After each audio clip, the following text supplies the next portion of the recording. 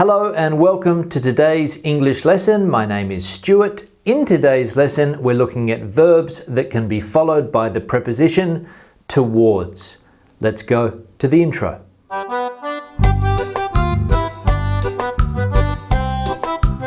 Now, as I said, today's lesson is about verbs that are followed by this preposition here, which is toward or towards. You can use the S or not. It is optional. It both means the same, toward or towards. And towards is a preposition of movement. My hand is moving towards the camera at the moment. My hand is moving away. My hand is moving towards. So it's a preposition of movement. And we use it with different verbs for different situations. Now, if you're looking to improve your English or dominate verb and preposition structures, this is one that you need to bring in to your English. So I'll show you some different ways that we can use it. 3 different ways to be precise. And the first one is to show movement or direction. Now we've got 3 examples here, and the verbs that we normally use with towards in this particular case are drift, edge, head, move, race, rush, shift, and turn. Okay? Those verbs are normally used with this preposition here. Let's have a look at the examples and see how we use the verb and the preposition in context. Let's have a look. The raft drifted slowly towards the rapids. Okay? If you're on a river and you're on a raft and the raft is drifting or moving slowly towards the rapids, you get the idea that it's going in that direction. Okay? It's moving in that direction. It's moving towards, or it's drifting towards the rapids. The rapids, of course, when the water normally becomes a lot faster.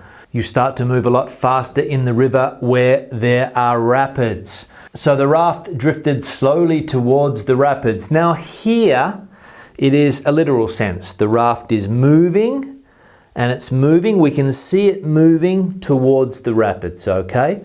But in this example here, in the space of a decade, public opinion has shifted towards support for the legalization of marijuana. It's not so literal here because we're talking about public opinion, but the public opinion is moving in that direction. It's moving in the direction towards legalization. And we can see that in some countries around the world, Canada, in some parts of the USA, in some European countries, public opinion is moving towards, or we can say here, shifting towards, okay, that movement, shifting or moving towards the support for the legalization of marijuana. 10 years ago, a lot of people were against the legalization of marijuana, but the public opinion has changed. It has shifted towards the legalization of marijuana. That is the example there, okay? So the first one, drifted slowly towards, shifted towards here. Now the third example here, the Liberal Party appears to be heading towards a massive defeat at the next election, okay? The Liberal Party, the Australian Liberal Party, the Conservatives in Australia, they appear to be heading towards, they appear to be heading in that direction towards a defeat, okay? When the elections are going to happen, they're heading in that direction. People are not too positive about the Liberals.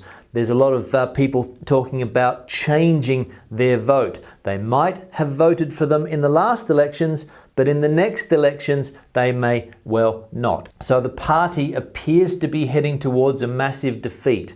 That's the sensation that we have, okay? So these are ways that we can use these verbs. Drift, edge, head, move, race, rush, shift, and turn towards something, okay? Now the second example that we have here is to show that something has a particular characteristic or opinion. And the verbs that we use to show this are tend and lean. Tend and lean, okay? So ideologically, Gordon leans towards the left. Ideologically. Ideologically, he leans towards the left. His political way of thinking, what he supports politically, leans towards the left. Okay? Second example. She tends toward conservatism on some social issues. She tends towards that. Okay? It's the characteristic that she has on some social issues or the opinion that she has. Okay? She tends towards that particular characteristic, which in this sense here is conservatism. She's conservative when it comes to gay marriage. She's conservative when it comes to the legalization of marijuana. So she tends towards conservatism.